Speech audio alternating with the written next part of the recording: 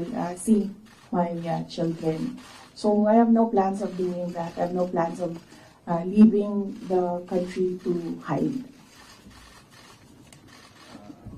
One last follow-up for this matter. Jason Lugo. Ma'am, Congressman Marcoleta offers himself as your lawyer in case tutuloy yung impeachment case against you. Will you accept the offer? No, I think, well, first off, I'd like to thank Congressman Rodante Marcoleta for his offer to be my lawyer in the impeachment case. I appreciate it because he's a very good lawyer. He's a brilliant lawyer. In fact, he pointed out to me points during the committee hearing that as a lawyer, I was not able to see. So that shows his astuteness in the law. But I feel that he will better serve the country if he remains as a member of the House of Representatives. That is what is important right now. We need good public servants, good leaders, good officials in government. And I assure everyone that we already have lawyers helping us. In fact, the moment that Franz Castro announced last year that they are planning to file an impeachment, we already talked to lawyers who will handle the impeachment case at the time. But now, cases pala, 3. So we just need more lawyers. And we already discussed this with the first team that we hired as lawyers. Another follow-up. Please, Rowena.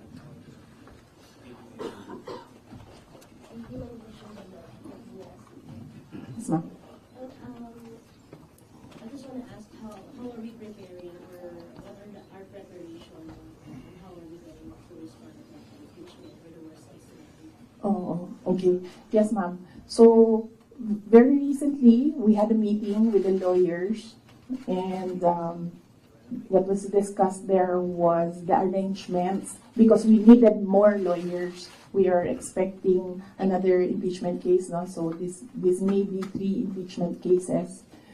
So, and then we will await an official copy of the articles of impeachment so that they can prepare the defense. We already have advanced copies of what is filed in the House of Representatives, and they're starting preparatory works right now. Sorry, sir.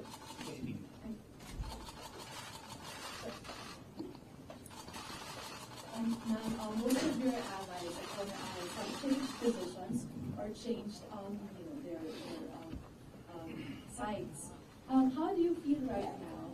And if, for example, the impeachment comes through, are you confident with the numbers both in Congress and the Senate? No, we're not confident with numbers, ma'am, because impeachment is a legal process and a political activity. So we are confident with the legal aspect of the impeachment because all the lawyers that I asked to review the initial draft of the impeachment complaint really said that this is not, well, I would say it's not an impeachable offense, and this is not an actionable offense, things like that, lawyer talk.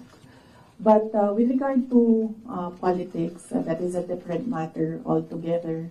So we do not know what will happen. How do you feel that you're changing sides at this very moment? Well, that's politics.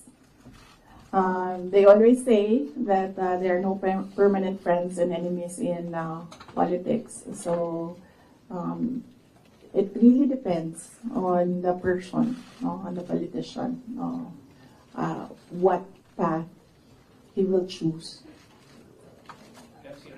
Hi, ma'am. Related to the worst case scenario. Yes.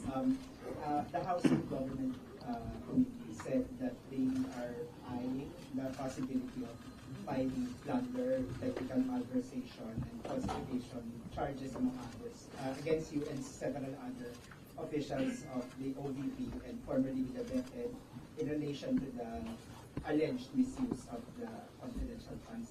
Have you discussed this already with your legal team, with any of the lawyers, and what can you say that it's a very heavy case plunder?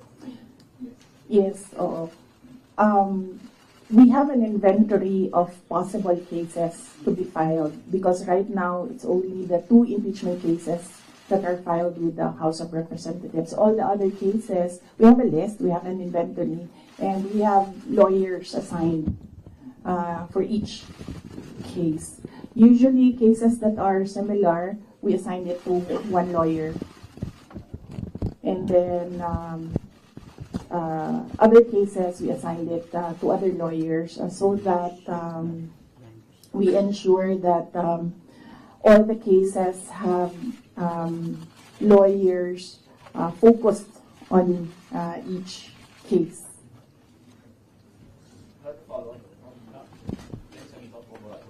Dennis Amito po from Bobo Radio Philippines. Ma'am, na-consult niyo na ba yung family niyo about this? Dahil kanina nabanggit niyo kung sa mga lawyers about sa family. Si PRRD, nakausap na po ba ninyo? And ano yung payo mo sa inyo? Hindi pa kami nagkausap ni dating Pangulong Rodrigo Duterte. I expect na magkikita kami as usual sa December 24 sa bahay ng mother ko. Likely, baka doon namin mapag-usapan yan kung man mapag-usapan namin dahil madalas kasi kapag nagkasama-sama yung pamilya, lalo na pag nandyan yung mga apo, ay yung mga apo yung pinag-uusapan ng pamilya.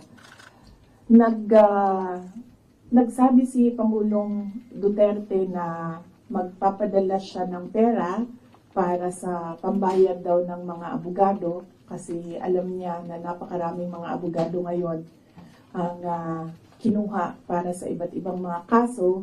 Pero nagsabi na rin ako through my brother kasi yung kuya ko yung sinabihan niya. Nagsabi ako na wag na lang siya magpadala ng pera dahil nakapaghanda naman na kami para sa impeachment case. Kasi sinabi niya impeachment case. So sabi ko nakapaghanda kami sa impeachment case kasi nga last year nag-announce na si Franz Castro ng impeachment. So the moment na sinabi yon and the moment na nakita namin na tuloy-tuloy yung attacks against me, ay naghanda na rin kami para sa mga abogado. Hi, ma'am. Sara from Straits Times, Singapore. Ma'am, you already mentioned that your lawyers are prepared to answer the impeachment cases, but the opposition groups who have filed the complaints against you are accusing you of being evasive in your answers and the alleged corruption and misuse of millions of confidential funds. Ma'am, baka you can offer an explanation also to taxpayers how kung above board po ba talaga yung paggamit nitong mga confidential funds para matapos na rin, ma'am, yung question once and for all. Yes, ma'am. I'm not being evasive.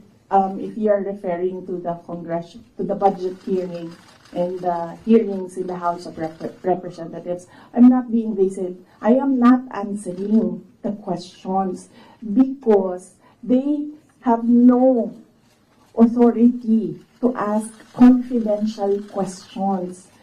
I am answering questions about the use of the money in the Commission on Audit, and there is no, you ask the Commission on Audit if there was anything at all that they can say or see that we are not cooperative with the audit. So it is wrong to say that I am evasive. I am definitely not answering questions about the use of the fund, about confidential funds, because it pertains to national security and the lives of the people involved in intelligence operations. And yes, as I said, we have fully cooperated with the audit process of the Commission on Audit, who has the sole jurisdiction to ask questions about the use of confidential funds. In fact, 2/4 of the Department of Education are already cleared by the Commission on Audit, but it is still being questioned inside the committee in the House of Representatives. So that is the reason why I am not answering questions from the House of Representatives. Plus the fact that, as I said, it is an attack. It is a political attack. If you are in aid of legislation and you want to legislate about confidential funds, you do not target one office and terrorize and torment the employees of that office. What you do is you do a sampling, a random sampling of the offices who have confidential funds. Why not call the office of the president, who has billions and billions of confidential funds, if you want to legislate about confidential funds? So that shows that they're singling out the office of the vice president. And I really feel that it's very disrespectful to the office of the vice president. That is also why when they ask that I respect their process, respect begets respect. So if they want respect, they should first respect the office of the vice president. That is what I was saying, that they don't like me, they don't like my person, they don't like Sara Duterte, but they have to respect the office of the vice president.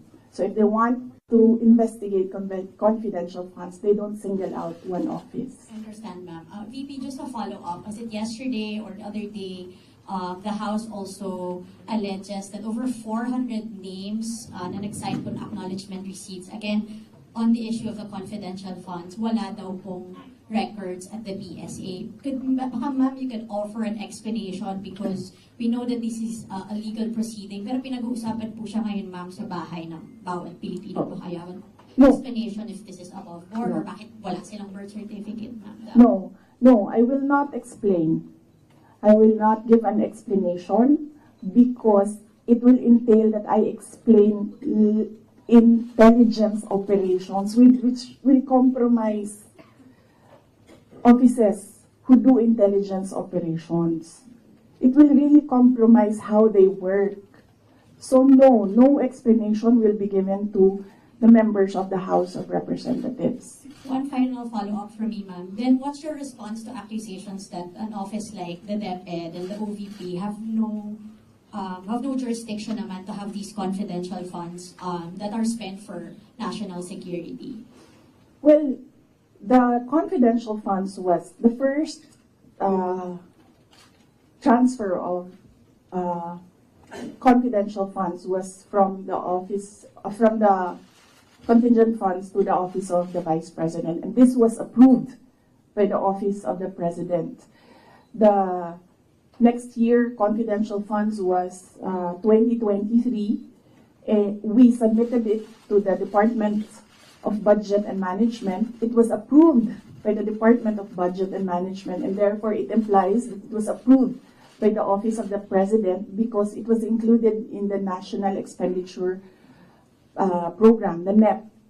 So, and then it was approved by Congress as well.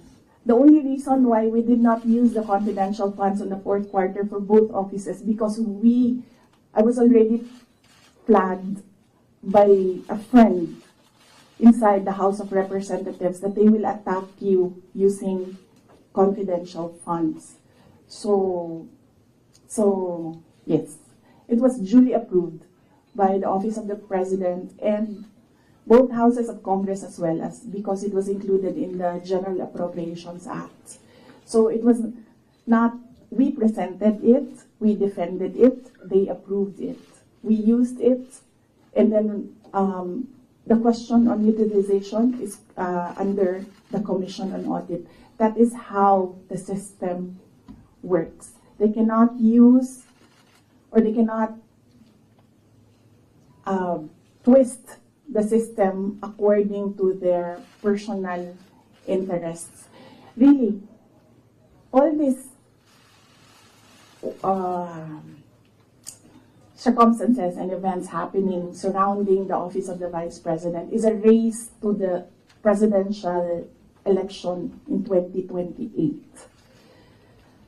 Unfortunately, they are attacking the office as well. So, dyan ako medyo, and the personnel of the office of the Vice President. So, dyan ako medyo pumapalag. Wala namang problema kung atakihin ninyo ako kasi politiko naman talaga ako. Pero may problema ako pag inatake yung opisina at yung mga kasamahan ko dito sa opisina ng pangalawang Pangulo na nagtatrabaho lang. Al Jazeera. Good afternoon, Madam. Good afternoon, Madam Vice President. I'm just going to pick up on Mara's line of questioning. You said, and I understand your explanation about these confidential funds haven't been approved by several layers in the government. But maybe, just to go back to the basics, if you can explain to ordinary Filipinos why the Office of the Vice President needs confidential and intelligence funds. Okay. Yes. For the Office of the Vice President, it's not the first time that the office was granted confidential funds. During the time of Vice President Binay, the office was already given confidential funds. The confidential funds we use in relation to our work and national security. All the projects and the programs of the Office of the Vice President target poverty alleviation. There is a direct correlation between poverty and national security. So what we do is we want to target the areas where we put our projects so that we achieve peace and order, security. So we don't want to our projects put in areas where it is not needed for poverty alleviation. So we want to prioritize the areas. And the only way to do that is to use confidential funds to purchase information. So where are the target areas? We need that so that our projects will serve these areas. So that's why we needed the confidential funds. In the Department of Education, there is a correlation as well of the education and national security. In fact, that is one there is a correlation as well of education and national security. There are so many threats to education, not just insurgency, and threats to Department of Education personnel and students as well. And we wanted to target projects of the Department of Education as well in the most vulnerable areas and schools. That is why we needed confidential funds. It's all about national security. And the position of the Office of the Vice President and the Department of Education is that national security is a holistic concept. It's not just one, territorial defense, sovereignty. No, national security is about food security. It's about quality of education. It's about poverty alleviation and everything else that we need to do as a country to get us out of this poverty rut. But you are in the NTF-LCAP, so couldn't have your offices work with the NTF-LCAP as well as other government agencies that actually have national security mandates? In the NTF-LCAP, they are only about ano yung meaning ng LCAP? And local armed conflict. And local, LCAP. So that is very specific to that local conflict and communism. So, as I said, the projects and the programs of OVP target poverty alleviation, and there's so many factors affecting poverty. And there are so many threats to education, not just insurgency. But there are also other government agencies with national security mandates that you can work with, your offices can work with. Yes, that is true, but we work far faster if we are allowed to purchase information and target our projects immediately on the certain school or certain barangay or certain municipality. We move faster if we can target our projects. Okay. Going back to the confidential funds, that was also about confidential funds, but the names that are being verified by the Philippine Statistics Authority, I know you said that you can't explain because they're confidential in nature, but maybe just a yes or no, because other names have cropped up. Aside from Mary Grace Piatos, we have Chippy McDonald, Fernando Tempura, Carlos Owishi, Raymunda Nova. These were mentioned in a column at the Philippine Star, and Joel Chua, Congressman Joel Chua was quoted. Are yes or no, are these code names? Nakalimutan ko yung sagot ko. Sandali. I cannot explain confidential funds because it will entail explaining intelligence operations. And there is a law that prohibits officials who gather information because of their office to divulge it in public. So it's the Anti-Graft and Corrupt Practices Act. There is a specific provision of law. You cannot divulge confidential information that you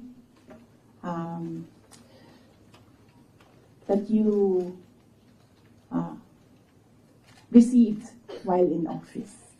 So you won't even say these are No, that's just because code names? that will add to cases that may be filed against me. One last, sorry. Yes. Why the choice of a letter submitted to the NBI instead of an affidavit? Wait, hold on. I can answer. I can give you a very short answer with regard to ARs.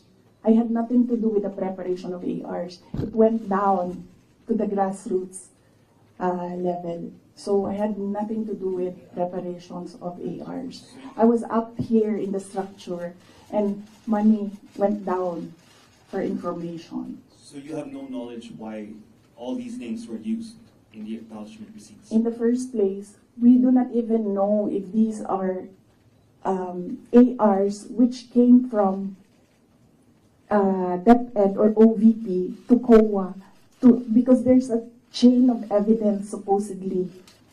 In law, there's a chain of evidence, handling of evidence. So right now, nobody can really answer that because nobody knows if these ARs are true. Because we don't know if it came from us. That's what they're saying. That's what they're alleging. Yes, that's what they're saying. Came from the OVP, submitted to COA. Yes, but there is a legal process in the custody of evidence. So right now, we really cannot say if the ARs came from us because the ARs that are with us has not been checked with the ARs that are with them. You're denying that the ARs came No, from I'm just saying that we do not even know if the ARs with us are the ARs that are with them, because the ARs from the field, going to the office, going to COA, that's not how you do legal work. It's not how you do legal work. There's a very stringent process in evidence. That is why even if there is no law prohibiting a person from divulging confidential information, person cannot answer that because we do not know if that paper that they're holding was a paper that came from the OVP and DepEd. Because there was no marking of exhibits. That was what I was telling Congressman Chua. You cannot ask the OVP personnel to say yes or no to an exhibit that was not marked as real and true, as correct, and as a faithful reproduction of the evidence of the office. So would your offices then be willing to certify it? No, because there is no question about that from the Commission on Audit. It's only a congressman saying that this paper and asking what is this paper about. There is no case, and that is to ask that about the paper is the sole jurisdiction of the Commission on Audit. Okay. So then if the Commission on Audit asks, That is what I was saying. We have been fully cooperative with the Commission on Audit. Everything that they asked for, we submitted. That is why there was a partial disallowance only. And even then, we are not yet finished with the process because we can still submit documents that are required by the Commission on Audit. That is the problem right now. As I said, they are doing work that they are not that is not under the mandate of the House of Representatives. They cannot audit. They cannot question at all. They cannot make me answer and say that we represent the taxpayers and we have to answer. No, I will only answer to the Commission on Audit because that is the body who can ask us questions about the fund use. Next question. Cut to me to ABS-CBN. Good afternoon, ma'am. Ma'am, on the issue of your budget not being reinstated or restored, your reaction first on the decision of the bicameral conference committee? Well, we do not expect anything about the budget of the Office of the Vice President anymore. As I said,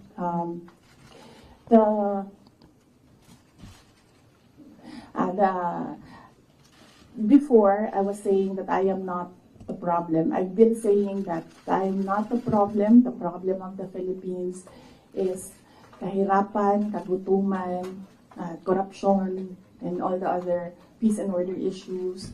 But it is clear right now that they consider me as the problem already. So I will not help them solve the problem. Ma'am, a follow-up question. It's nearly January already. Your office will be filing a new budget request for 2026. How much do you intend to ask from Congress for 2026? We've not discussed that. We need to wait for the budget call because the budget call outlines the rules of your proposal for budget for your office. So we need to read the budget call before we can sit down and discuss a budget proposal for the Office of the Vice President.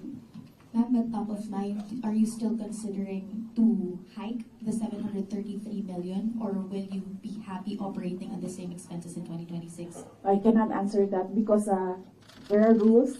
They usually put conditions in the budget call and we really need to read the budget call to draft a proposed budget. Last two questions. Well, just to follow up on the budget, in the previous interviews, you said that you cannot give a definite answer on what will happen with regards to your satellite offices, given that the budget was not final at that time. But given that the BICAM already decided not to reinstate your original proposal of 2 billion, what would happen to your satellite offices? There are around, I think, 10 satellite offices across the country. Yes. We have to see if we can continue with the projects that they are implementing. We need to see if the projects are still there, and then if they can still implement the projects. So that is something that we have to discuss with the Execom of the Office of the Vice President. Ma'am, nandun po ba yung possibility of shutdown? And then ano po yung nasabihan na po ba yung mga affected personnel just in case na magsha-shutdown nga po mga satellite offices? Galing sa central office ng Office of the Vice President, wala kaming sinabi sa kanila. Pero since nababasa naman nila sa media yung nangyayari sa budget, I am sure that they are preparing themselves as well.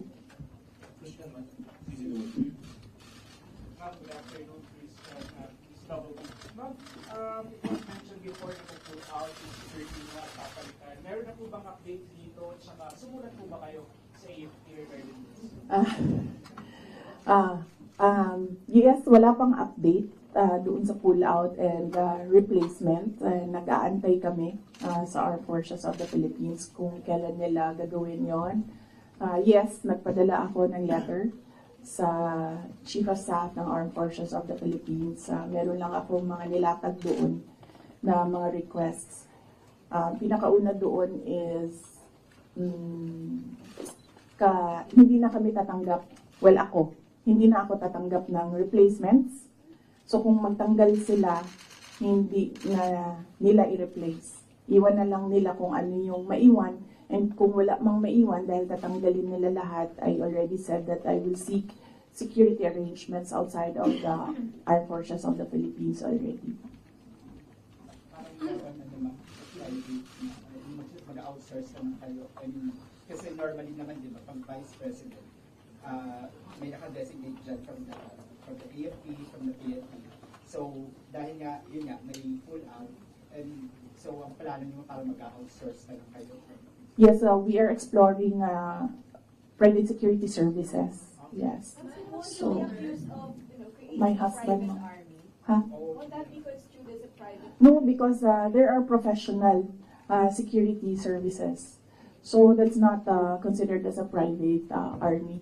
And I do not know if these individuals are allowed to bring guns. So that makes them less of an army, ma'am, kung wala silang. But hindi ko alam yung sa professional security services. But that is one option that we are preparing for in case there is a pull out of the entire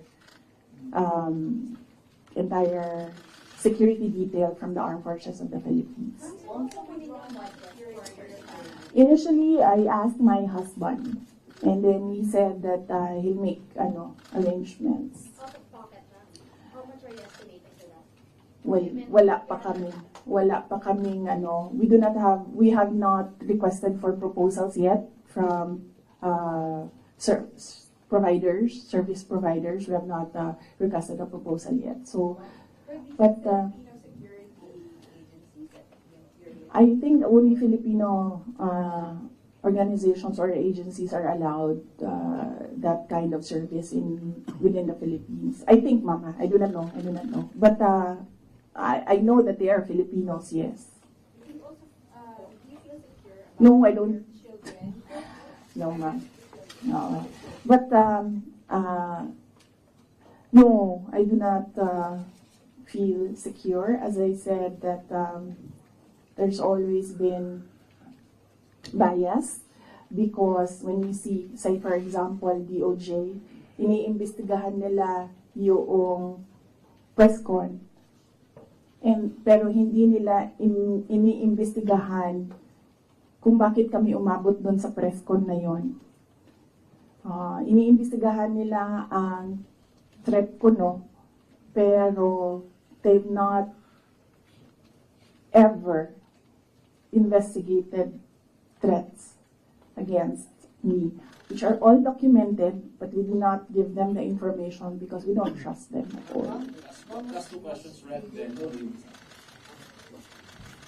Ma'am, kasi sabi po nila mga congressman po, ma'am, kasi parang contrived lang daw yung threat ninyo. Parang it's just an imaginary threat. Like for example, si Asidre nagsabi na imaginary daw yung threat ninyo, unlike doon sa sinasabi na threat daw yung threat to the First Family and Speaker Romano. So what's your take on this po? Kasi parang dinidismiss po ng mga congressman na kayo po ay nagkaroon ng threat sa inyong buhay. Parang sinasabi nila, hindi naman parang imaginary lang yung threat ni Vice President as opposed to sa sinabi niya doon sa press conference. What's your take on this po? Yes, we have documents, sir. We have screen caps, we have photos, we have police blotters, we have everything on file. But I never talked about it before because I felt na it was part of my job as Vice President. You get that? Diba? So, and it does not affect my work. So all the more that it was inconsequential for me at the time. But right now, seeing that they are picking out words that I said and making a case out of it and saying that these are threats. So I think they should start with, where is this coming from? That is the question that they should ask themselves. But I don't think they'll ever ask that of themselves. So we'll just move on to the cases and the impeachment and whatever will come in the new year. Do you mention that you regret saying or making such threat to the President and the First Lady and the Speaker? No, ma'am. Buti na yung alam nila, ma'am, na pag namatay ako, hindi talaga ako, I will not die in vain. You mentioned the 2028 presidential elections that all of the attacks of the Marcos government even now is all connected to 2028. The last time, the sitting vice president, a very popular sitting vice president, was investigated for corruption allegations and refused to respond in the public forum. Natalo po siya sa elections, and I'm referring to former Vice President Jejo Martinez. Ma'am, are you concerned that your enemies would be able to turn public opinion against you and it will hurt any potential plans of you running for president? You're leading surveys as early as now. I've not seen the recent surveys, but yes, that is what they are trying to do, turn public opinion. That is the strategy.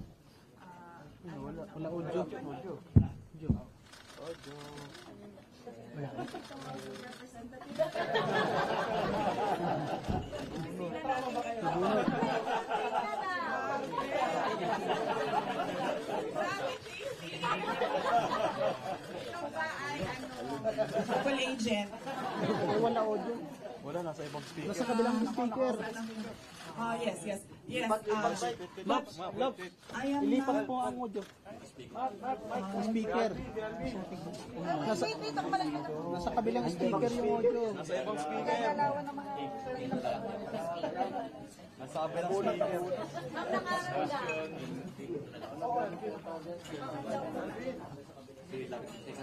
Sa kami na lapit mo ano.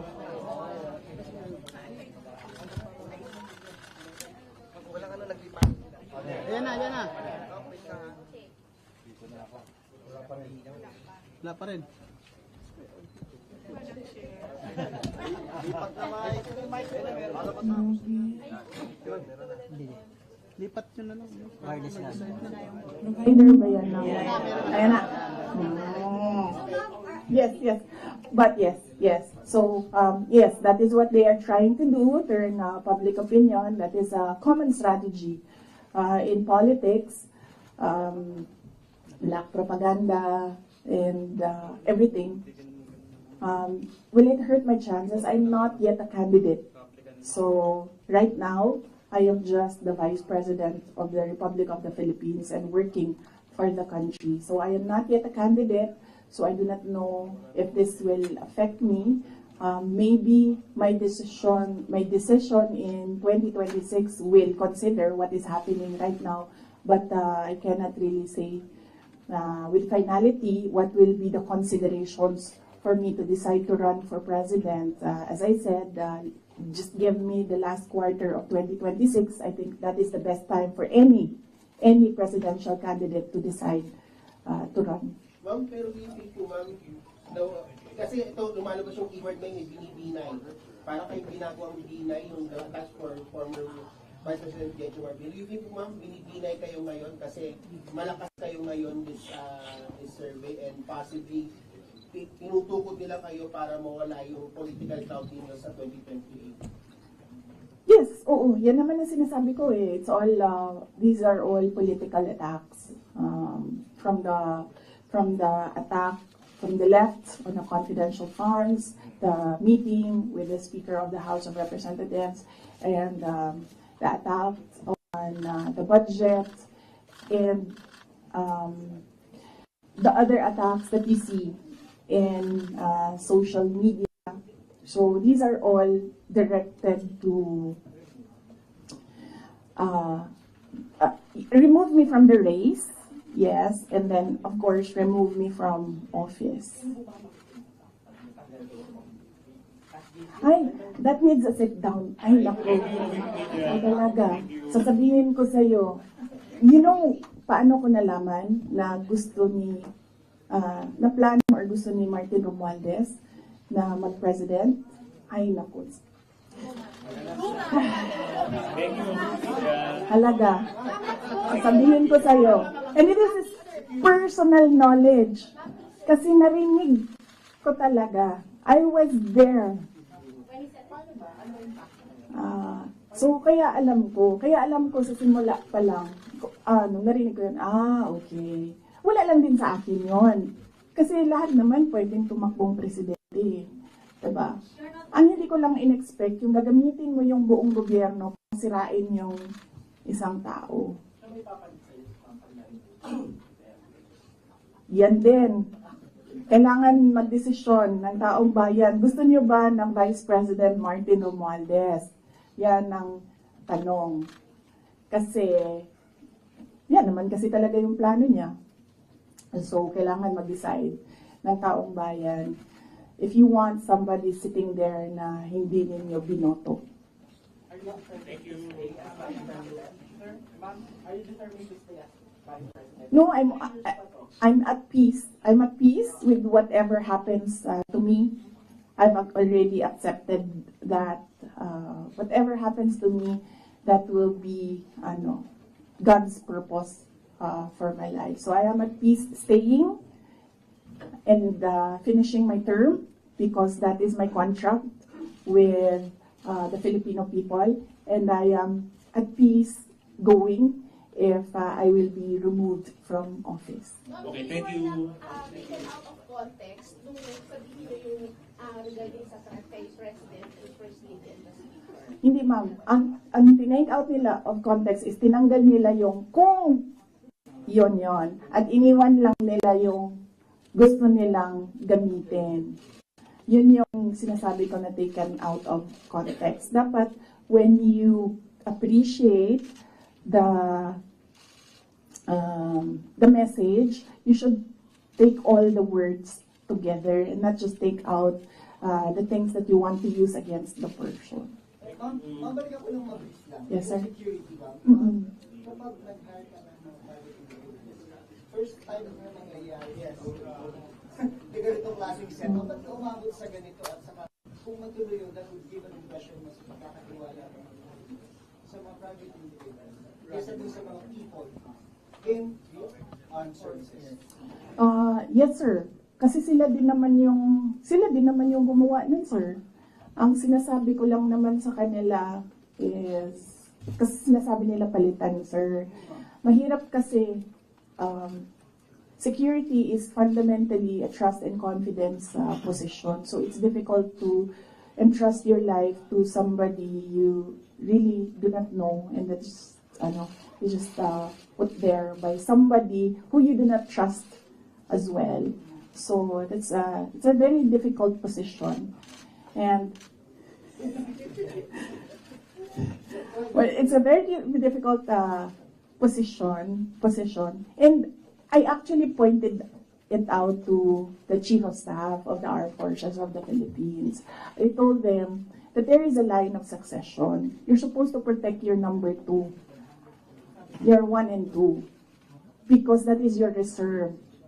Because one day, if you do not protect your 2, one day you have no 1. If you don't have a 2 and you don't have a 1, you don't have any 1.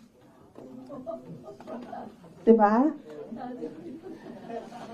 That is in the Constitution, and they are supposed to protect that line. Oo.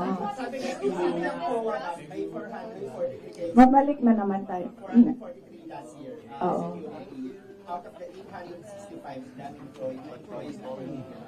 So, with that regard, yung plano yung pag-outsource ng private security, do you plan to get that same number of security or much higher, considering that you said that you have Yung 400 plus, approximately 400 plus, it was combined PNP and AFP personnel. When the PNP pulled out all the personnel of the PNP, ang naiwan na lang is 334. AFP personnel, and not all of them are working for security. Some of them are working for admin, some of them are working for budget, some of them are working for supplies. So there's a lot of, there are several offices inside that unit that don't work for securing the person. They work for operations of the entire unit. So, ilan lang dyan, sir, ang nasa security talaga. Yung like close-in security. Ma'am, yung hindi mo tinatrust na appointing person, is it BBM or the chief of... Ay, silang lahat, ma'am. I don't trust anyone right now except myself. Thank you.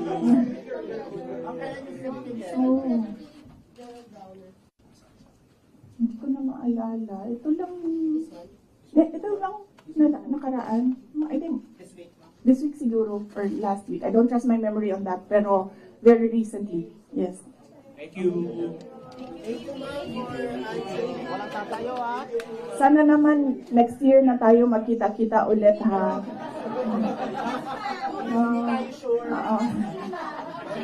Sana naman sa January na, please. Ha? Kuyang. Yes, oo. Manong. Manong.